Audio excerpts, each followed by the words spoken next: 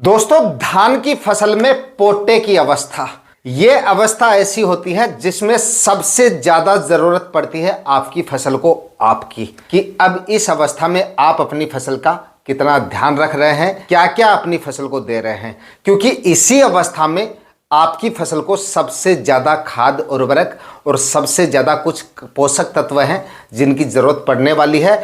और इस अवस्था में आप जितना ख्याल अपनी फसल का रखेंगे, इस अवस्था में कुछ जरूरी खाद उर्वरक, कुछ जरूरी पोषक तत्व अगर आप अपनी फसल को देंगे तो इसी अवस्था में डिपेंड करता है आपकी फसल का टोटल उत्पादन। अगर आपने इस अवस्था में ध्यान दे लिया और इस अवस्था में अगर जरूरी खाद उर्वरक आपकी फसल में प्रोवाइड आपने करवा दिए तो काफ़ी ज़बरदस्त उत्पादन धान की फसल से आप इजीली निकाल पाएंगे। अब पोटे की अवस्था कौन सी होती है? पोटे की अवस्था वो होती है जिसको आप बाली की अवस्था भी कह सकते हैं, यानी कि जब बाली निकलने वाली होती है या बाली बनने की अवस्था होती है जिसमें अब आपको ऐसा लगे कि अब बाली इसमें निकलने वाली है। उसी समय पे आपको जो है कुछ ज़रूरी चीज़ें हैं वो करनी है, कुछ ज़रूरी खाद उर्वरक हैं जो आपको देने हैं। जिससे क्या होगा, देखिए पहले आपने जो भी खाद उर्वरक डाल दिए होंगे, चाहे आपने कितने भी खाद उर्वरक, कितने भी माइक्रो न्यूट्रिएंट्स वगैरह जो भी आपने डाले हैं, वो अब इस अवस्था में उतने काम नहीं आने वाले हैं। अब आपकी फसल को क्या चाहिए, क्योंकि अब बाली निकलने वाली है, बाली निकलेगी तो और ज़्यादा खाद उर्वरक और ज़्यादा पोषक तत्वों की ज़रूरत पड़ने वाली है। और कुछ ऐसे खाद उर्वरक भी हैं जिनकी सबसे ज़्यादा ज़रूरत इसी अवस्था में पड़ने वाली है, क्योंकि इस अवस्था में बाली निकलेगी और बाली के साथ ही दाने बनने की प्रक्रिया भी शुरू होगी। तो अब अगर आप कुछ खाद उर्वरक डालेंगे और उन खाद उर्वरकों को की कमी अगर इस समय पे प्लांट में रह जाती है तो बाली की साइज भी नहीं बनेगी, बाली की साइज छोटी रहेगी। बाली की साइज छोटी रहेगी तो दाने कम मिलेंगे, और दाने कम भी मिलेंगे और साथ में दाने की साइज भी आपको छोटी मिलेगी। तो उत्पादन जो है ना, सीधे सीधे आप ये कह सकते हैं कि 1 से 1.5 गुना तक आपका उत्पादन सीधा प्रभावित हो सकता है अगर आप इस अवस्था में जरूरी खाद उर्वरक अपनी फसल को नहीं देते हैं। तो जब आपकी फसल में पोटे की अवस्था शुरू होती है, बाली की अवस्था शुरू होती है, उससे पहले आपको सबसे पहले तो ये सुनिश्चित कर लेना है कि भाई आपकी फसल इस समय पे पूरी ग्रोथ में है या नहीं है, पूरी मतलब एकदम सही अवस्था में है या नहीं है, ग्रोथ में कहीं कोई कमी तो नहीं है। दूसरा, हरापन फसल में बराबर है या नहीं है, कोई कमी किसी भी प्रकार की इस समय पे आपकी फसल में नहीं रहनी चाहिए। अगर कोई कमी है तो सबसे पहले तो आपको उस कमी का इलाज करना है। अगर कोई रोग बीमारी है, उस रोग बीमारी का सबसे पहले आपको इलाज करना है। अगर कोई सुंडी वगैरह का अटैक है तो आपको इमामेक्टिन, बेंजोएट वगैरह या फिर कोराजन वगैरह है, इस तरह के इंसेक्टिसाइड है, उनका आपको इस्तेमाल करना है। कोई व्हाइट फ्लाई वगैरह का प्रकोप हो रहा है तो एसिटामिप्रिड जो 20% में आता है उसका आपको इस्तेमाल करना है। या किसी भी प्रकार के और कीटों का प्रकोप इस समय पे आपको दिखाई दे रहा है तो उस अवस्था में आपको किसी भी इंसेक्टिसाइड, उस हिसाब से इंसेक्टिसाइड और फंगिसाइड वगैरह का इस्तेमाल करके बीमारी से अपनी फसल को दूर रखना है। उसके बाद आपको क्या करना है, जब पोटे की अवस्था शुरू होती है, बाली निकलने से पहले की बात हो रही है ये, जब आपको ऐसा लगे कि अब बाली इसमें निकलने वाली है, उस समय पे सबसे ज्यादा जरूरत, देखिए इस अवस्था में सबसे ज्यादा कौन से खाद्य उर्वरकों की जरूरत पड़ेगी?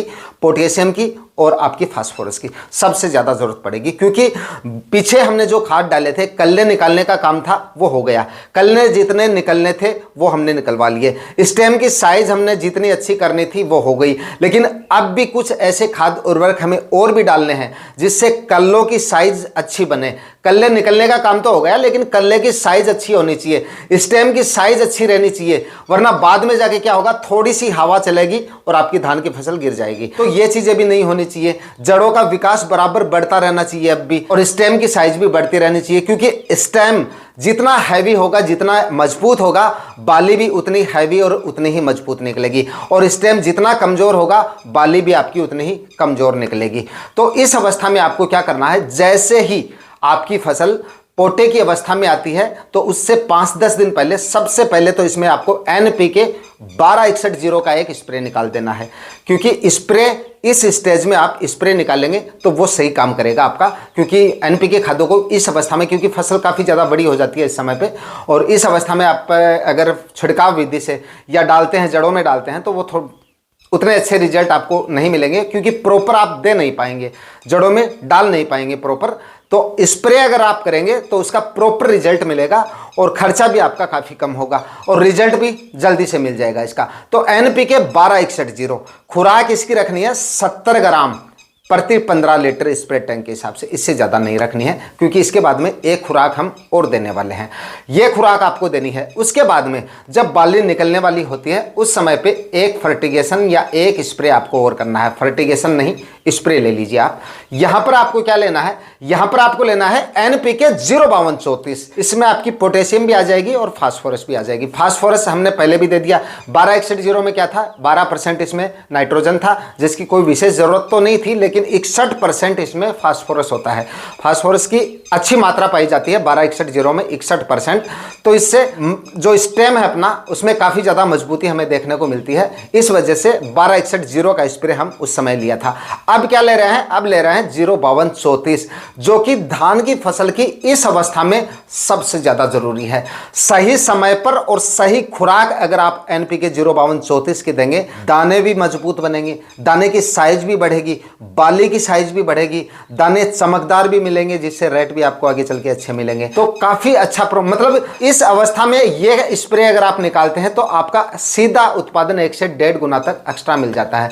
और ये स्प्रे अगर आप नहीं करते हैं इस अवस्था में, समझ लीजिए अगर स्टेम थोड़ा कुछ एक प्लांट के आपके जो स्टेम कुछ एक प्लांट, जैसे एक प्लांट से 10-12 कल्ले निकले, 2-3 कल्ले आपको ऐसे जरूर दिखेंगे जिनमें काफी ज्यादा कमजोरी आपको देखने को मिल सकती है, तो उनमें मजबूती आएगी। तो स्टेम में मजबूती आती है, स्टेम में मजबूती आएगी तो बाली की साइज आपको काफी अच्छी देखने को मिल सकती है। तो NPK 05234 में क्या है, 52% इसमें क्या होता है, फास्फोरस होता है, जिससे क्या होगा, स्टेम में तो मजबूती आएगी, इससे बाली की साइज बढ़ेगी, यानी कि बाली की लंबाई आपको ज़्यादा देखने को मिलेगी। और क्या होगा, और इसमें जी दानों की संख्या में भी इजाफा होगा। जैसे सब्जियों में क्या होता है, फूलों की संख्या में वृद्धि होती है, यहाँ पर आपको दानों की संख्या में वृद्धि देखने को मिलेगी। लंबाई होगी बाली की तो दाने भी ज़्यादा मिलेंगे आपको। और जो 34% इसमें होता है पोटेशियम, तो पोटेशियम से क्या होगा, दाने में चमक आएगी, दाने की साइज बढ़ेगी, तो इससे भी आपका उत्पादन काफ़ी जोरदार मिलता है। तो कहने का मतलब है इस अवस्था में NPK 05234 का स्प्रे आपको हर हाल में कर देना है। अब दोस्तों NPK 05234 की खुराक देने का सही तरीका क्या है, या इसके अलावा हम कौन सी खाद दे सकते हैं या कौन सा स्प्रे कर सकते हैं। तो देखिए, या तो आप इसमें NPK 05234 का जब स्प्रे निकाल रहे हैं, इसमें आप 2 बार करके इसका स्प्रे निकालेंगे तो ज़्यादा रिजल्ट आपको अच्छे मिलेंगे। बेहतर रिजल्ट मतलब इसके आपको देखने को मिल सकते हैं, जहाँ पर आप एक बार में, काफ़ी किसान भाई 80 से लेकर 100 ग्राम तक जो 15 लीटर का स्प्रे टैंक है, इसमें आपकी जो खुराक है वो रखते हैं। तो यहाँ पर मैं आपको सजेस्ट करूँगा आप 60 से 70 ग्राम लीजिए, एक स्प्रे कीजिए, और उसके बाद में आप अगला स्प्रे 6 से 7 दिन बाद आप दोबारा से NPK 05234 का कर सकते हैं। इस तरह से अगर आप स्प्रे करेंगे तो रिजल्ट आपको बढ़िया मिलेंगे। मतलब खुराक अगर आप थोड़ी थोड़ी करके 2 बार देंगे, वो ज़्यादा अच्छे से काम करेगी, फसल में काफ़ी ज़ोरदार रिजल्ट इसके आपको देखने को मिलेंगे। अब काफ़ी किसान भाई कहेंगे भाई हमें मतलब पोटेशियम की मात्रा और ज़्यादा देनी है, मतलब बुआई के समय कम दी थी, आपको ऐसा लग रहा है कि पोटेशियम की मात्रा मुझे ज़्यादा देनी है, जबकि 05234 में तो 34% ही आता है पोटेशियम।